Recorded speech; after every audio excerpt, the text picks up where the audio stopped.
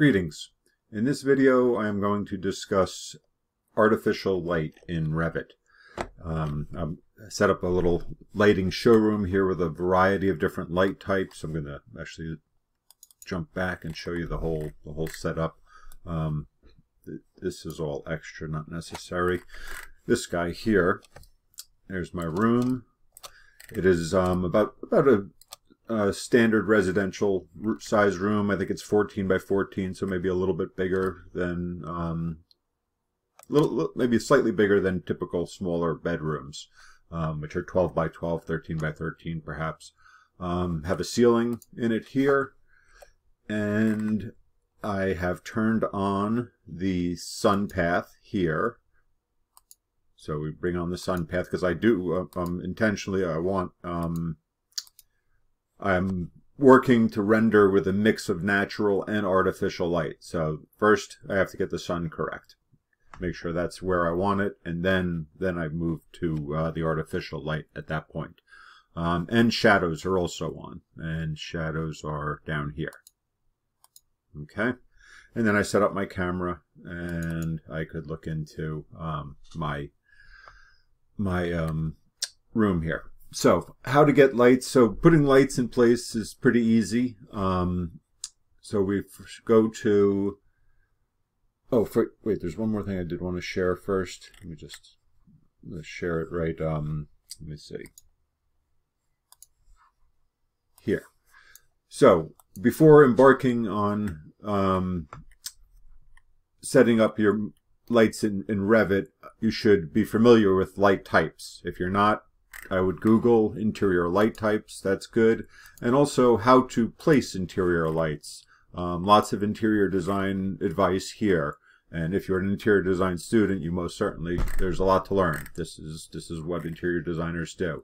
It's a specialty within interiors, but it is definitely the responsibility of the interior designers. Architects do it too as well, of course, and as do electrical engineers could be involved. Anyway, so all the different light types you should be familiar with. Okay, going to lighting showrooms, great way to learn. All right, so that was my 2 cents on that. And okay, so let me show you. I'll show you the results first, and then we'll talk about. Let me go back to putting them in. That's important. Let's start at the beginning. How to put them in. So we go to where are we going to? Insert, load family, and what we're going to find is lighting here. And then, so we want architectural. That's what you do when you're in the building model. All right. This MEP, this is put in a different place, or I should say, architectural is put in as a component in the model, and that's how I do it. MEP is put in a different fashion, but I think you should be able to find what you're looking for here. And then we have inside and outside lights, and here they are. And there's a whole bunch. You do get a little preview. It's not the most helpful, really. Not particularly. Some are better than others, but again, you should be familiar with all these terms and know what you're getting. There aren't that many of them. Okay, so that's where we find it, and then so then we could just double click and it just loads into the family. So that doesn't necessarily mean we've got it in our hands yet. So then we could go back to architecture, component, place a component, and here are the different lights that I put in. Pendants, table, so there's something on the table there. Troffer light is this guy in the middle, the big guy. Floor light you see sitting on the right. Down lights are on the wall here. Ceiling lights are these 4 around the top. And there's a floor again. And when you select these, it's important to note here for the Troffer, for instance, it comes different numbers of lights and different voltage. So this could affect your, just this initial decision could affect light levels. And that's one of the things we're going to talk about, is how to control the light. All right. Again, first you want the natural light just right. And this comes in secondary. So then we could select, and then most lights need a host. a certain, you can't place this troffer unless you have a ceiling. This is kind of a silly place to do it here in this view, but really this is what ceiling plans are for. So there's my ceiling plan, troffer. So then I could just one more time, component, place component, troffer, and there I am. So this is the proper place to do that. Other things could be placed on floor plans, of course. Here, component, like our desk light, table light, be coming in. I had to wrestle with this one to get it on the table, actually, so we could set it to level 1 and then measure your desk and then put it on the desk in that fashion. I would. Okay, so that's lights. So again, some lights, where are we going here? Here we are. Some lights, so wall lights need a wall, ceiling lights need a ceiling. So they need hosts, basically, okay? I have a cheat sheet here. I'm just going to read through a couple of things. This is a good time just to mention, I'm going to bring the cheat sheet right over. So a good time to mention rendering in the cloud. The amount of time that it takes to render an image in Revit is directly related to the number of lights. So once you start getting into artificial lights, the more lights you have, the longer it's going to take. So if you're not rendering in the cloud already, it's worth investigating. You access it through your project, up at the top next to render, you render in cloud. It's 32 times faster than a desktop, and the images are online in a gallery for you. Okay. All right, so let's see. So now if we want to render this, let's go there. There's numerous different places. Actually, let me not go to render just yet. So here's my light. I'm going to select it. There are numerous places to affect and control the lights. One thing that you could do, which I don't do much. I've never really found any particular reason. You could double click on it and just open it up and get right into its family. I don't recall ever having come in here and actually altered anything. I could do everything I've ever wanted to do, I do in the model. So I've really had no need to do this, but just FYI, you can. When we select the light here, it comes up in the property box, of course, and so it's connected to a level. Otherwise, there's not too much else here that I really need, but I could get into the edit type at this point, and what I do affect, or what I do change often, is down here, initial intensity. So it's set at 60 watts. So in general, Revit lights seem to be really dim. So what they call a 60-watt light appears like a 30-watt light. So I often come in here and change this, maybe doubling it even to some value that you wouldn't have in real life. So this is the most important thing, the most effective way, I guess, just to get more light. Other than that, I don't really come in here for anything else. Okay.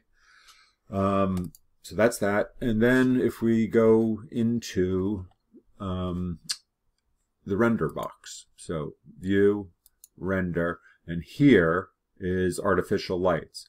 So very important, whenever you're rendering, you could be inside or outside. You could have sun only, artificial only, or both. So 6 different choices. We are inside, and I want the sun and the artificial together. Okay, that's what I'm working on, is a daytime rendering in the office here. So screen is fine for my purposes. Good, good, good. Artificial lights. So here they are. And here we only control on and off and dimming. Okay, so here we could turn lights on and off. I wouldn't want to do something with quite so many lights, so we could just leave a couple on. Well, actually, we could leave them all on because, yeah, I'll show you the results when they were on anyway. I've already finished that. So, and then dimming. So I think it's a value between 1 and 10. And if you're getting into sophisticated, nice looking renderings, dimming should definitely be considered to get the lights to look just right. you know, I think controlling light and controlling materials are really two of the, you know, the trademarks of really high quality rendering. So it's definitely worth the time. Okay, so that's that. And then let me just show you some of the results. So here, so this was my room with the sun only, and I don't think I showed you yet how I moved that sun around. Let me just show that. So where was I? Here, here's the sun and the sun dialog, sun settings here. I skipped that part. So here are the sun settings, and right here under location, if you have an actual location, that's great. I put this right down at the right down in Philadelphia on our campus, right there, very handy. And then what I had to do was go through the months and the date and the hours to get the light coming through the window just the way I wanted it. So, and I ended up with April. I could just click here, go to May. And once I hit apply, you'll watch the sun move here at the desk probably. And yes, so it just stepped away a little bit and the sun was no longer showing there. So without spending too much time on it, I figured out that April was what I wanted. And then I could also, of course, I could also do this from my view, where I really kind of should be doing it. That was more for demonstrating. And then, so just one more time, back to sun settings. And then here I could just click through the hours, 2 o'clock, apply, and then we see the shadows moving as I do. So this, first things first, this was had to be done. Okay, let me just go through the renderings that I created now. So here is first sun only. Then I adjusted the exposure. Let me take a moment and show you that important step. It's in the rendering box, not here. So in the render box, here, this adjusting of the exposure. So let's just do a quick sun and artificial, good. Run a quick render.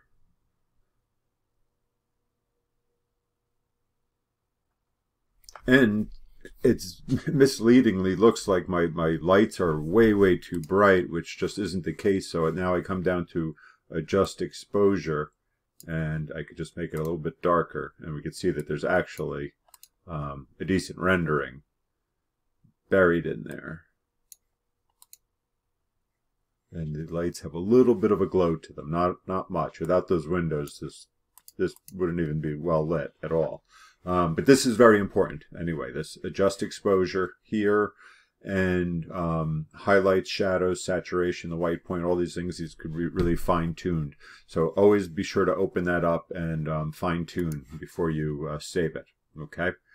So let's just go back. So that was here. Yeah. So that's so wall lights on, yes, but then once I opened that exposure box, I realized it wasn't a problem of overlighting. And so now artificial only, so I confirmed, I turned the sun off and I saw what was happening. So the room's a little dim, I would say. You know, it's kind of dreary looking. So these are tough shots to make look interesting. At night inside is really tough. At night outside is a beautiful shot often. And then natural and artificial. This is like my finished product, basically. And you can see the lights have a little bit of a glow to them.